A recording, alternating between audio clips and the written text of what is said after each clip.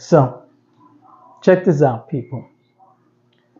Recently, I ran into an article where I read that there are people who are going on booking.com to book hotel rooms, Airbnbs in foreign countries or when they go on vacation, even locally, right?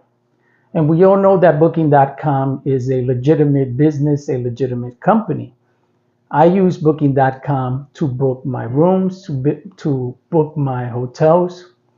If I'm going to go away, I tend to open up the booking.com app, or I go on their webpage to find the room if I want a staycation for a day or a weekend, right? But recently, in this article that I read that scammers are now using legitimate companies like booking.com. They are copying the pictures, the address, the information of these Airbnbs, of these hotels, and they are creating their own page, right? And what they're doing is they're using all of the actual information, but they are just changing one small part of the address, right?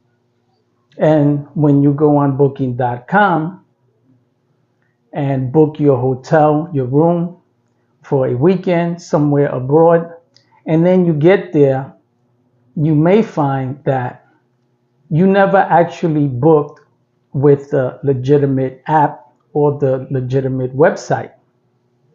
And you might find yourself stranded in a country with nowhere to stay. And you would have given these scammers your personal information, your first name, your last name, your address, your credit card information, your debit card information, and so on, right? And so these scammers are becoming more and more elaborate. And so my recommendation to you people, because again, I use booking.com when I book a room. Always do your research when you decide that you found a place where you want to stay, where you found the hotel that you want to book.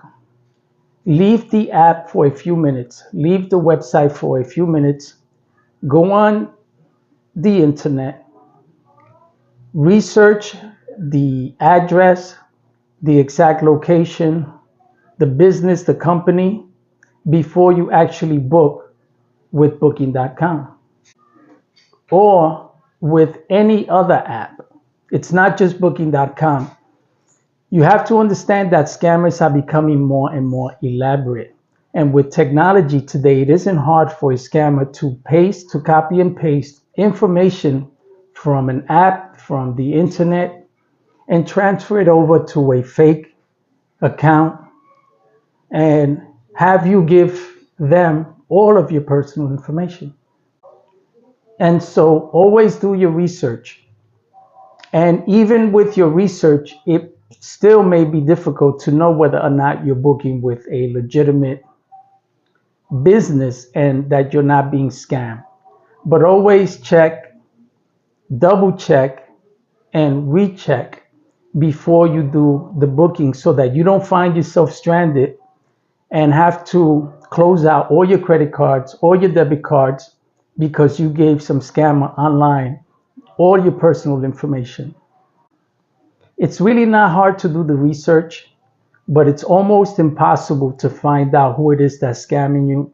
Even when you report it, it is impossible for the police, for anyone, even the FBI, to find these people because they have no face, no address, and they can always jump from one victim to another, one laptop to another, one IP address to another.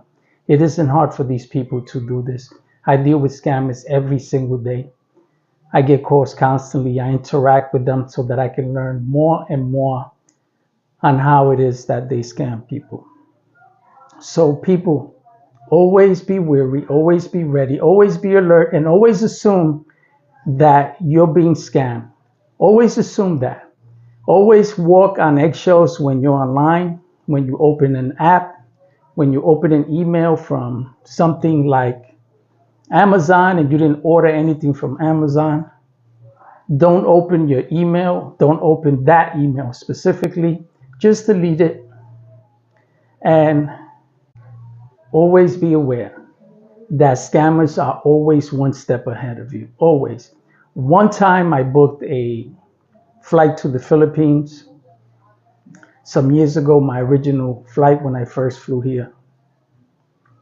I remember once I got to the airport, they didn't allow me to fly because I booked my return ticket for 45 days and the Philippines will only give you a visa for 30 days. And so anything outside of 30 days, they will not allow you to fly. So I wasn't allowed to fly. So I called to buy a new ticket with an earlier date, returning date. And so I was able to fly, right? And then once I got to the Philippines, I extended my stay. And so I canceled my return ticket and I used my credit card. Originally, I used my debit card to buy my first ticket on Hotwire.com. I purchased the ticket myself. I didn't speak with anybody. I bought the ticket myself. And so they had my personal information. And when I was in the Philippines and we scheduled my return date, I used my credit card to buy the ticket. And then I noticed after my credit card went through, I noticed a week later that the money hadn't been taken from my credit card, even though originally it had. And so it made me think, I said, wait a minute, let me double check this because this doesn't make any sense. Here I have a return ticket home. I paid using my credit card. The credit card went through, but the money's still in my credit card. So I decided to call my bank, right? And I found out that what Hotwire did was, because they had my previous information from my debit card, they returned the funds back to my credit card, right? They reversed the purchase and then they went back into their files, pulled my debit card that was already on file, and they cleared my bank account. They cleared my bank account. And for 45 days, I had to call my bank every day to dispute these charges, arguing with my bank, dealing with Hotwire. And finally, after some 45 days almost, they finally gave me the refund and took the money from my credit card. And so you have to be careful about these companies, including legitimate companies who are overseas, who are not regulated by the US and can easily steal from you and take your money. So always be careful. Always be wary. Just assume you're being scammed and do the research outside of the app, outside of the website you're searching. Close it out, put it to the side, open a new page, and research it to make sure that the company you're actually trying to use or book a room for is legitimate and that you have the exact address and the right information on that company so that you're not taken advantage of. And then when you get to your destination, you find you have nowhere to stay.